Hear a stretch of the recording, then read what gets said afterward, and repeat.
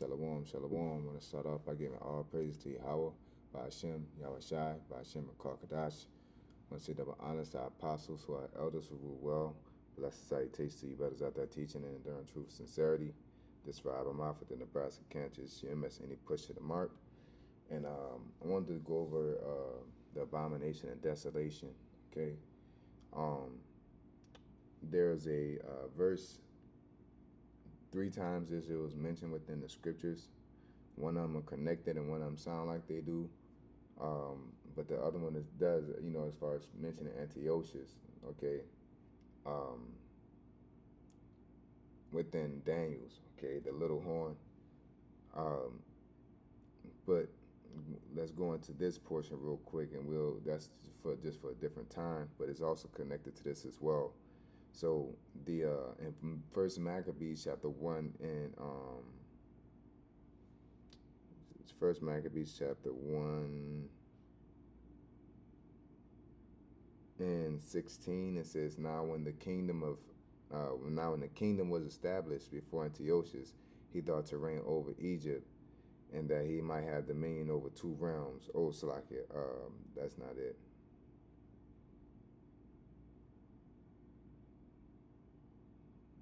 I think it's toward the end.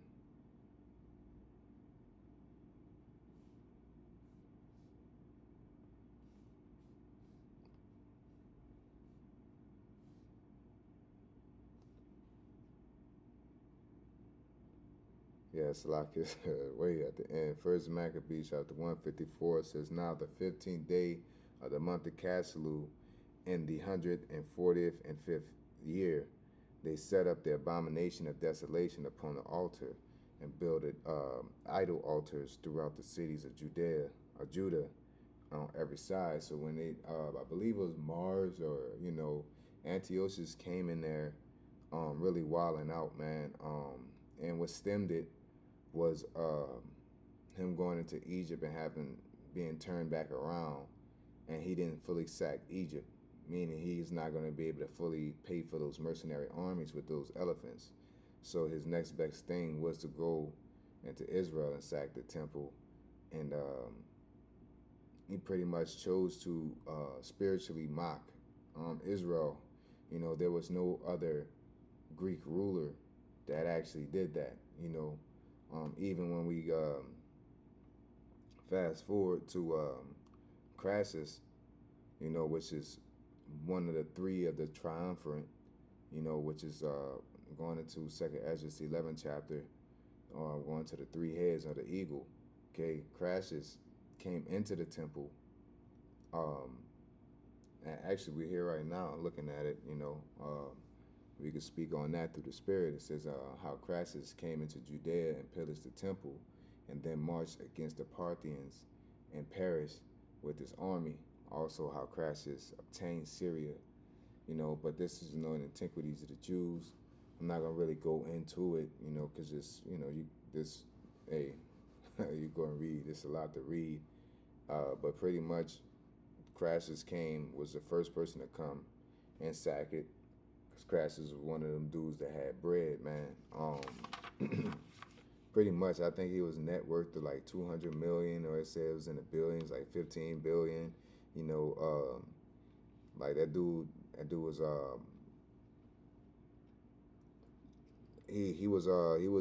he had some bread on him, and pretty much what happened is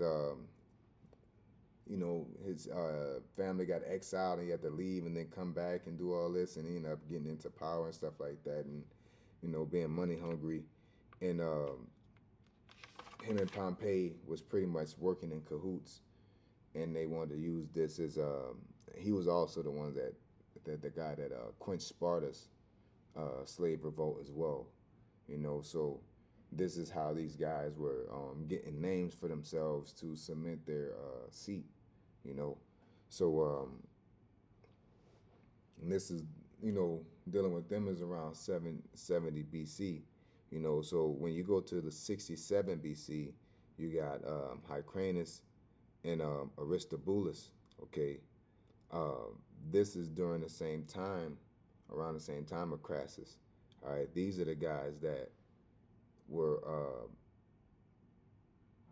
you know, ruling in Israel at the time.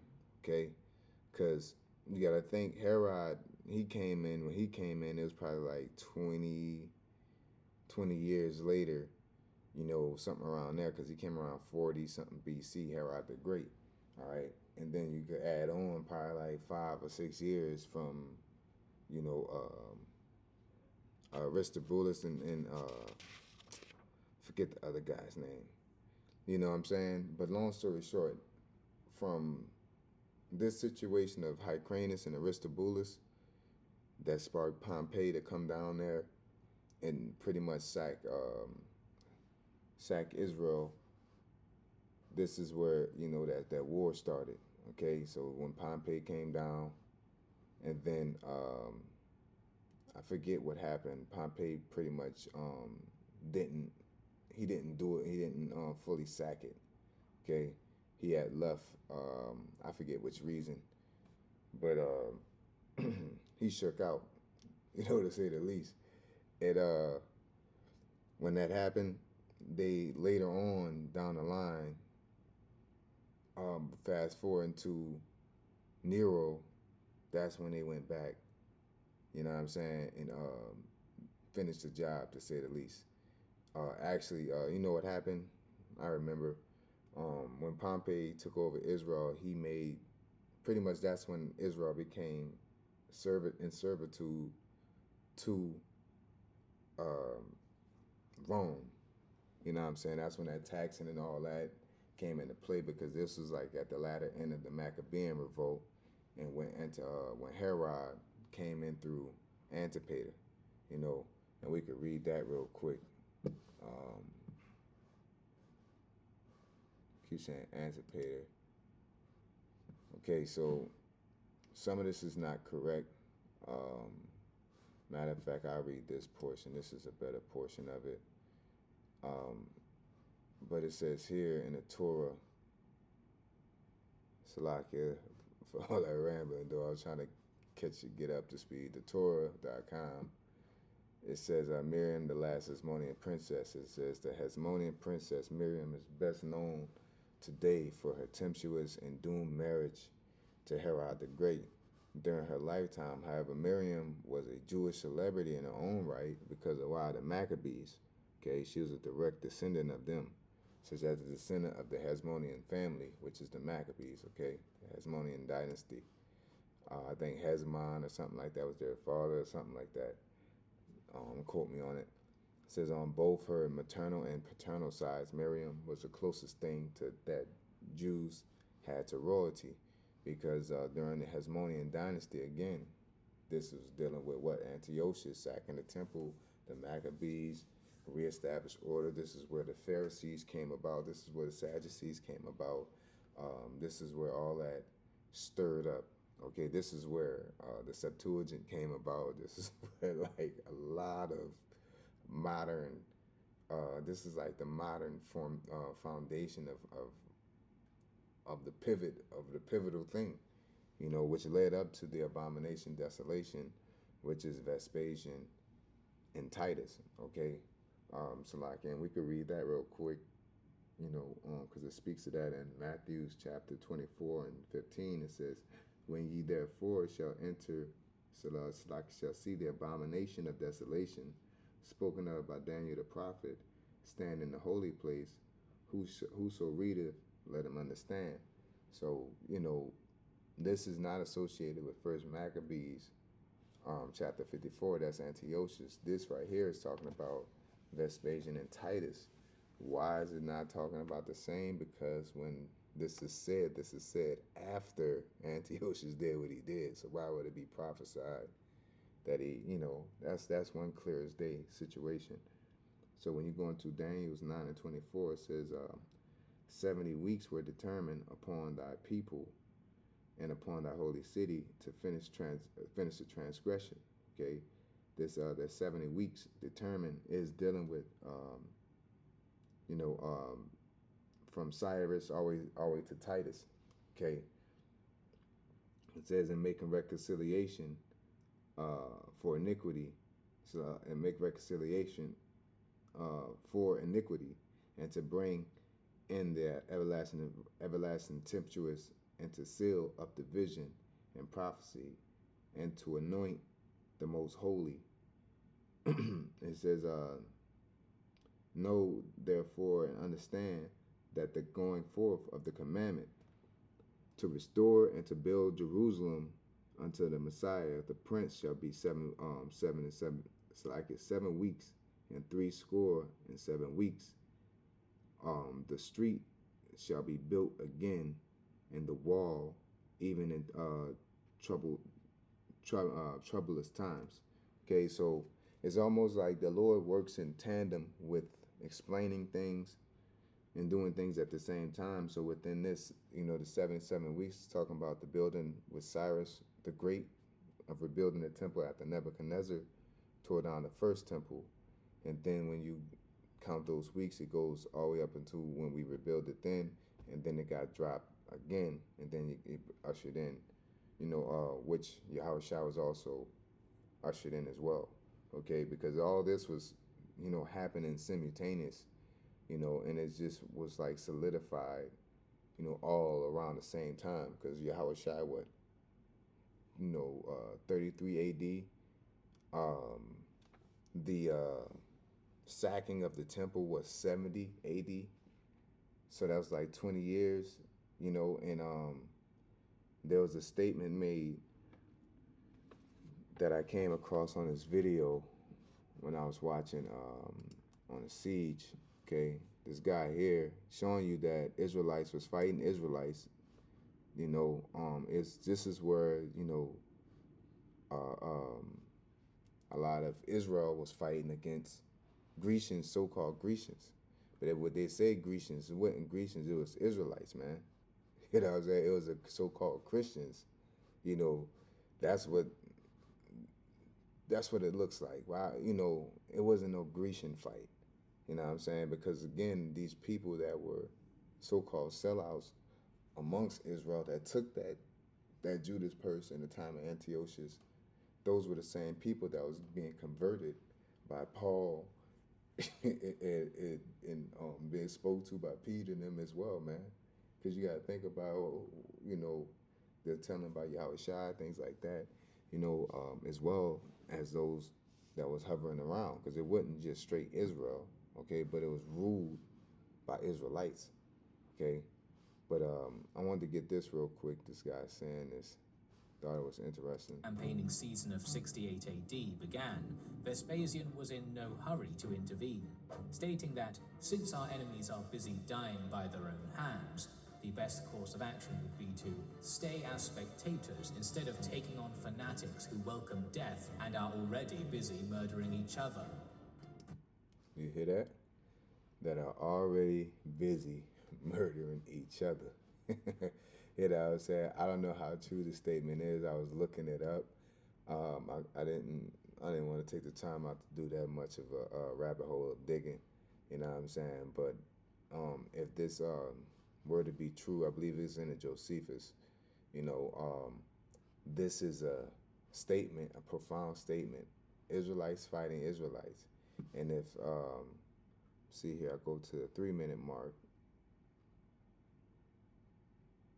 of the same video, I believe, on the 3:55. Go here. Entering the fortress of Kypros and securing the surrender of Machaerus. Tensions among the disparate populations erupted as well.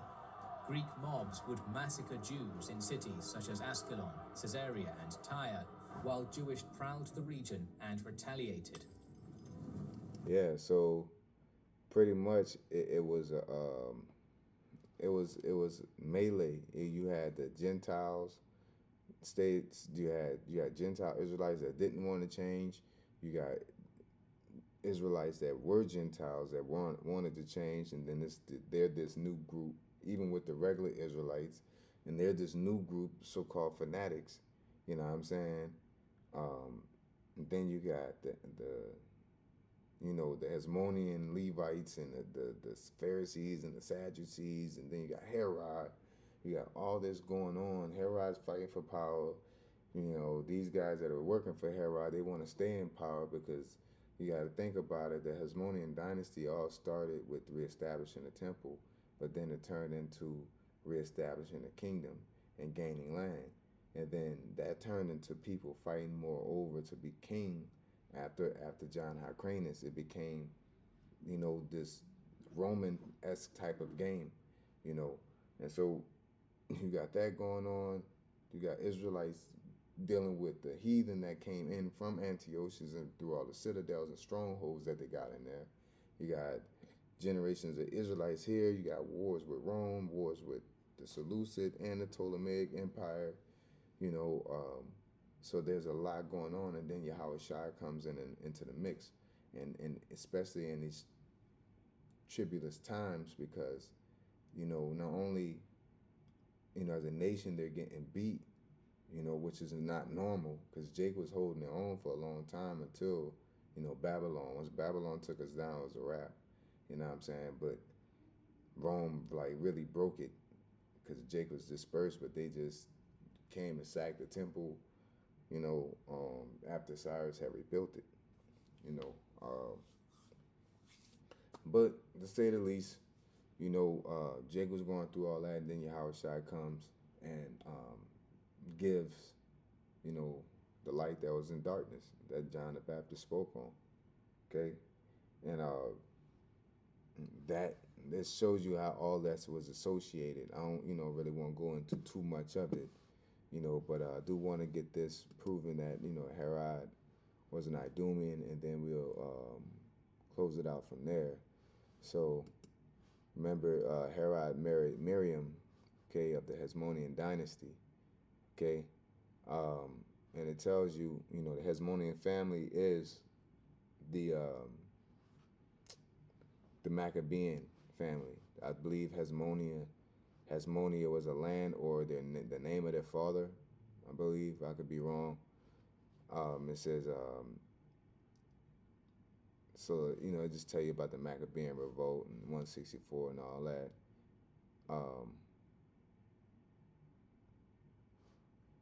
I do want to get this. I keep passing it up, but I got to get this because Simon was you can say the beginning of this, but Hyrcanus was the one that actually did it, okay?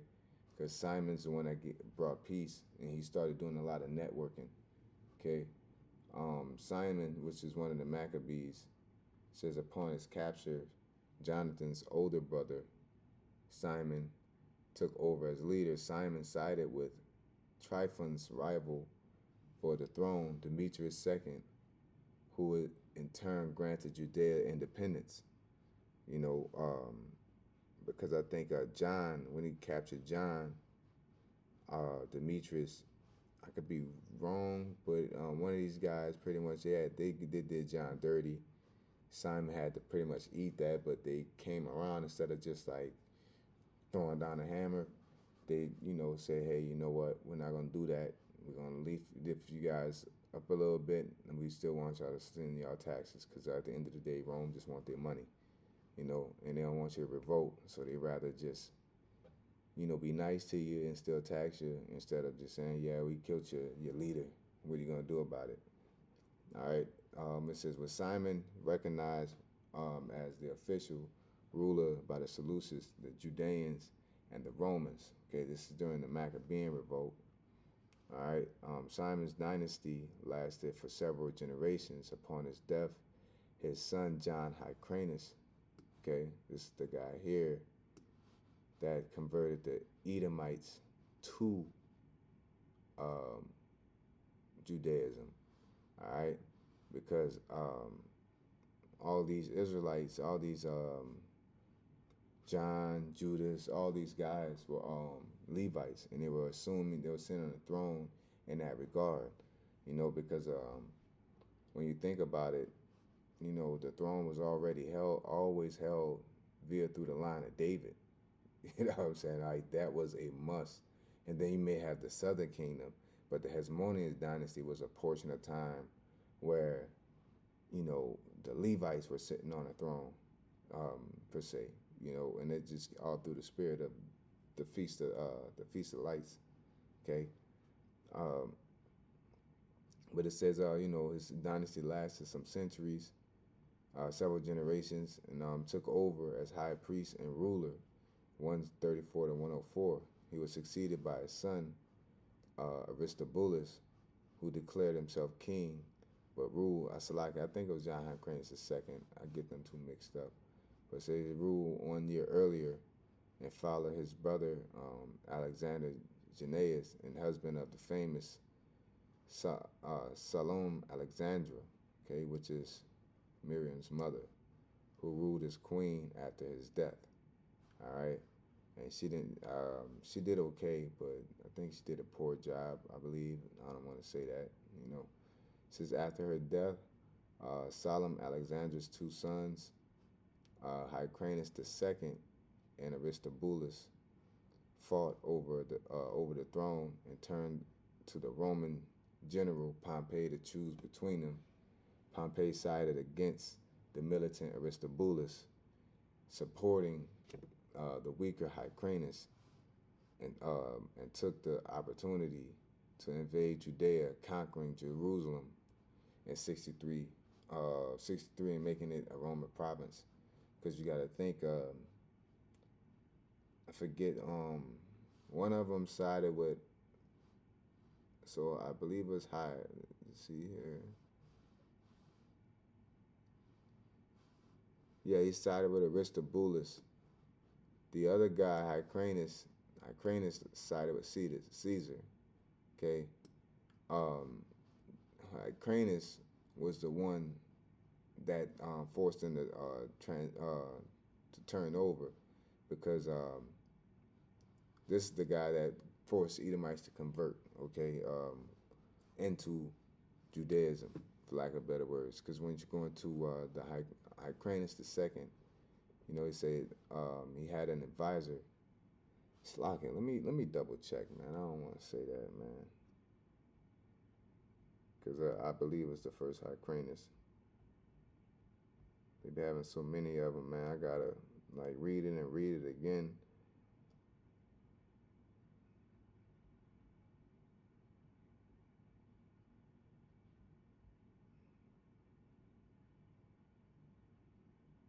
Okay, John Hyrcanus. Okay, not the second, but John Hyrcanus the first.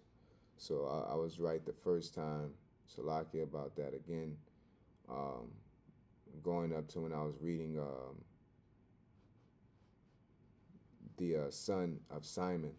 Like I said, Simon had started it with the peace, making the deals.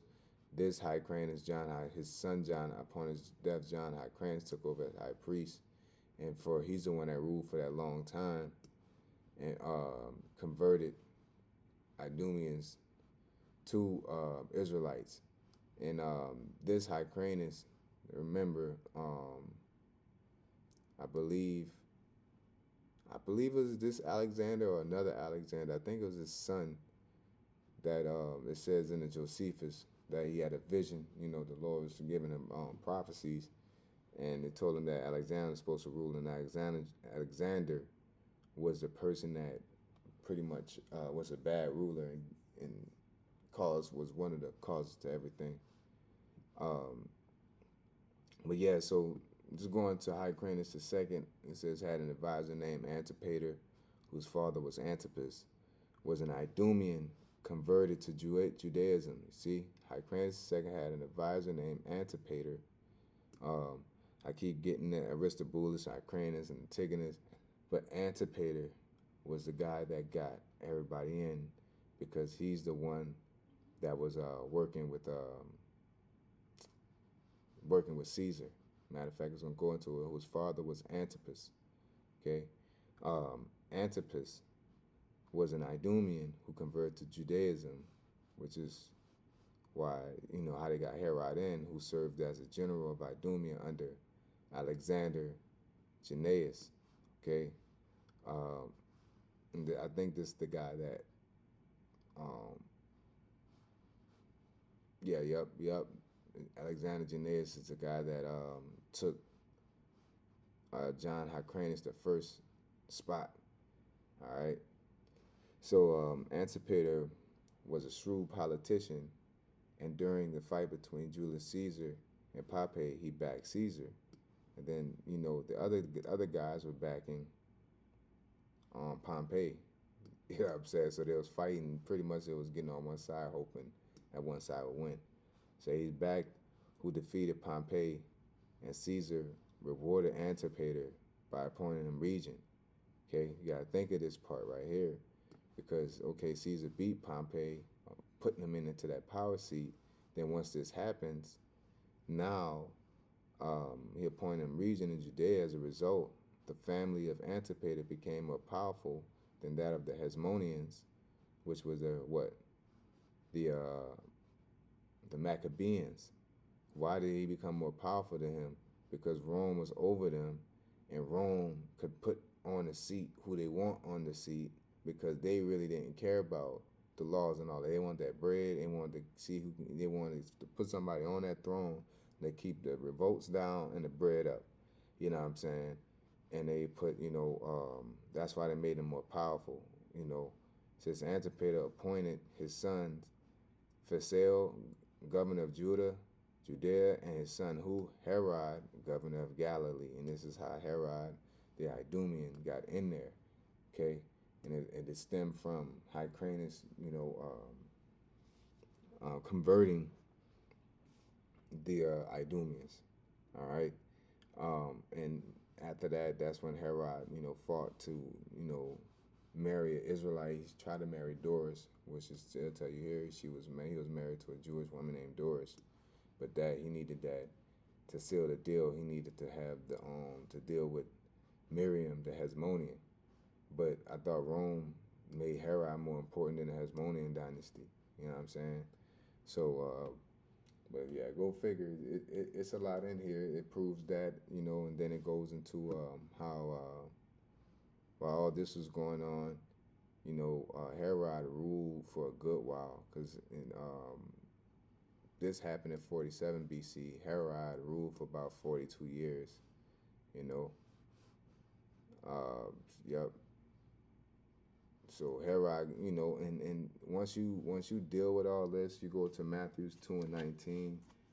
It's like, I know I'm kind of like just going, but it's a lot that was going on in a small condensed amount of time.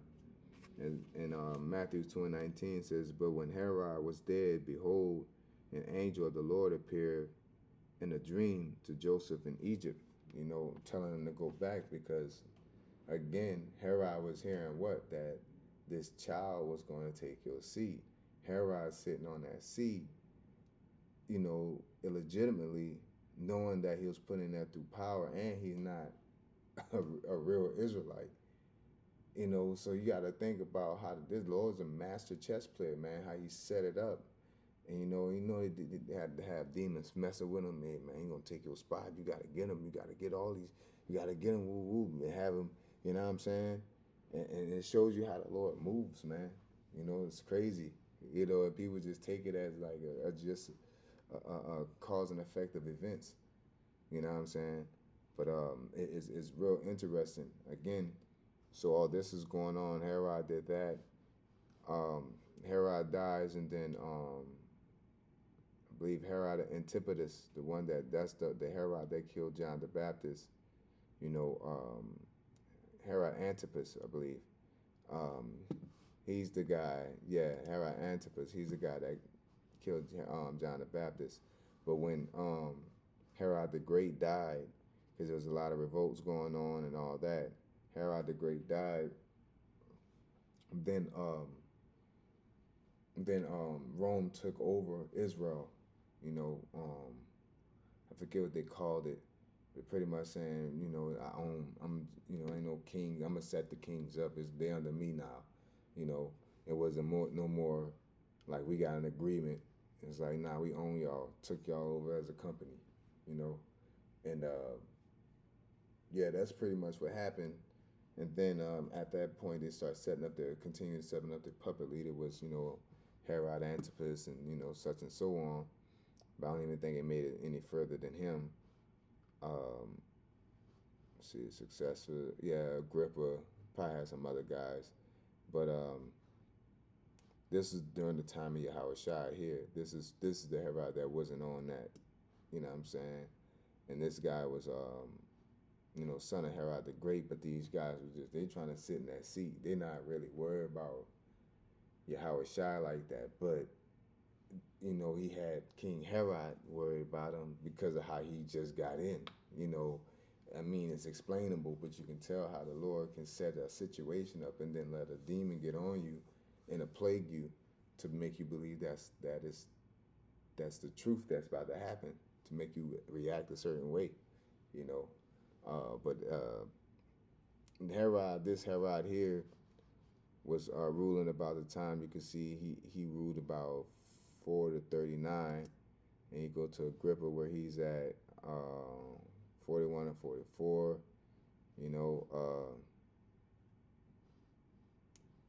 See if he got a successor. I don't know if he have a successor or not, but long story short, what I'm getting to is that once you keep on going, and seeing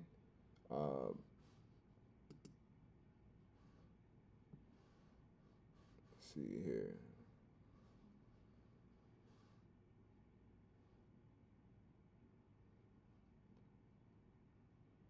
Yeah, I don't really say too much because I'm trying to find, here we go, the congruent year. Tiberius Julius Alexander, because around 70 BC or 70 AD or 60, you could say 60, 70 AD is when Herod the Great and all that, and what I'm saying, the temple got sacked in 70 AD. And they pretty much tore everything down but the walls, through Vespasian and Titus.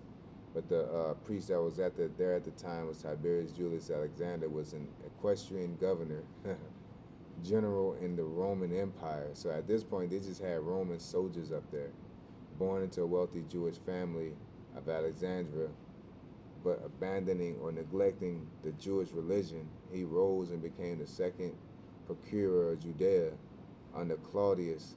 See how they got a procurator, which is what?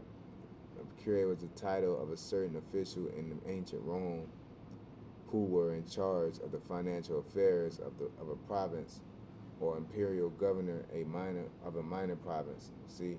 And this guy was most likely a sellout, you know what I'm saying? That pretty much got set up. He was a sellout puppet. And it got to the point that when Rome took over, you didn't have to be a priest. You could be a procurator. You know what I'm saying? And you just keep this money coming and keep these fights down. But with, Yahushua and all that, and all that going on, that caused another big war. And a lot of Israelites were going crazy, fighting each other, called the Roman Jewish War, man. And during that war, Israelites 2/3, Gentiles 2/3, Israelite 2/3, and then you got the Christians. And I believe I played that audio that said, "Hey man, let them fight against themselves, man." You know what I'm saying? So, hey, all this was going on. So Nero took his chance to quench that by sending in Vespasian and Titus. Okay, Vespasian went in there one way from the south, Titus went in from the north, tore him up. It was a long fight. It wasn't like Jake just got ran down. Jake was getting busy, and they was going to war for a little minute, and pretty much that war. See if I got any information on it. I think I got something. Yeah, here we go. 66, the Jerusalem riots of 66 occurred in 66 AD at the start of the First Jewish-Roman War. The Jewish population of Jerusalem rose up against the abusive Roman procurator Gaius Florus, because while this was going on, Again, 66 AD is what, like 33 years after Yahushua, so, this Roman Jewish war. Let's click on here and see what they give us. The first Jewish Roman war was a Jewish Roman revolt, Roman rule, in Iudia, which occurred in from 66 to 74 AD, culminating in the Roman capture of Jerusalem and the destruction of the Second Temple. The revolt was caused by sectarian violence between the pagan Greeks and the monotheistic Jews and unfair Roman taxation, and the uprising was initially successful, with the rebels taking over Jerusalem, forming a provisional government. Okay, so these were like pretty much, because I believe I read somewhere where a temple was burnt, and that's what caused the revolt to happen. And more than likely, you had the Hellenist Israelites starting shit with the regular Israelites. You know what I'm saying? And they pretty much got in this scrap. This scrap right here caused a revolt, and then you got, two guys that's trying to get into power. You know what I'm saying? Or a guy that's trying to get into power. So he'll call such and such over. He'll call, Julius Caesar over. And call, Pompey over. And pretty much he'll help whoever, and one side's working for another, or, they're probably still working for both sides, but they're coming with a deal and see who could be trusted, and then they get reinforced with an army. This is the time that heathens were sitting in our power seat. Okay, so a lot of that bull confusion BS was going on. Okay, so it'll tell you here, Jerusalem forming a provisional government and decimating a Roman punitive expedition at the Battle of Haran. However, the Jews failed to maintain their unity and broke up into factions. Yeah, Jake, after they pretty much whooped Pompey, right? They did their thing. Pompey, I forget who they whipped. It wasn't Pompey, it was somebody. And they got busy on him. Then they started going other places to beat up on people. Like the dude that did them dirty back like 5 years ago. You know what I'm saying? They went over there to neighboring countries to fuck them up, and that made them thin them out. It says, however, the Jews failed to maintain their unity and broke up their factions, which weakened their cause as a Roman general and later employer. Vespasian and his son Titus.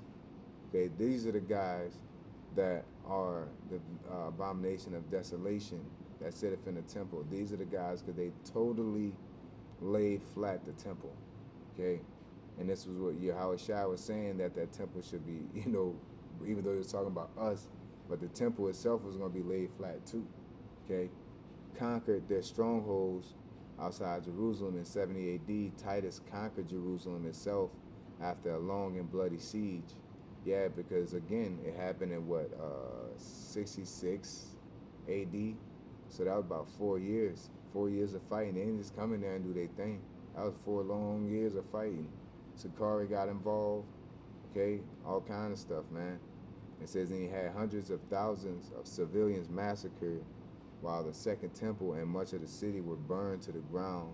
In 71 AD, Titus returned to Rome as Legio Frentis crushed the strongholds of Herodium and Mercurius, and the last Sakari stronghold of Masada fell in 73 AD. The Jews would be pacified until the Bar Kokhba revolt in 123 AD, which led to their deportation from Jerusalem and the remaining of their capital to Aeoli Capitolonia, y'all can see it, and their province to Syria, Palestina, to strip them of their heritage, So, hey, yeah, I've said That's why they say we left black and came back white, huh? But within this situation, Vespasian and Titus, this was where the temple was actually laid flat, and this was the abomination and desolation. And what happened right here is that Jake started fleeing, you know, to different places, and I just did a random Google search where the Israelites go after 70 A.D. And even in this, just a quick search, it said the Romans destroyed Jerusalem and the temple in 70 A.D. Many Jews fled to their regions, becoming the Jewish diaspora. Okay, um, Mediterranean. Many Jews settled in France, Spain, Italy, Greece, Cyprus, Turkey, Northern Europe. Some Jews migrated to Germany, Austria, Bulgaria, Bosnia, Belgium, Holland, Northern France, Northern Africa. Jews fled to Egypt, Libya, Tunisia, Algeria, Morocco, um, Mesopotamia, Iraq. Jake pretty much was already everywhere, man. Jake, we was scattered, and it was all through the Lord's will and His purpose to have this word and this doctrine be preached across the four corners of the earth, man. All dope, all crazy how He set it up, and it's all flourishing and following through. But yeah, man, I just wanted to go into that. I thought it was interesting the amount of things that were happening, um, from the time of Antiochus all the way up until the time of Yahushua and the prophets, Paul and Peter and everybody. A lot of things were historically happening as well when you're talking about the Herodian dynasty, Rome, Antiochus. A lot of guys were busy fighting each other and really just using Jake as,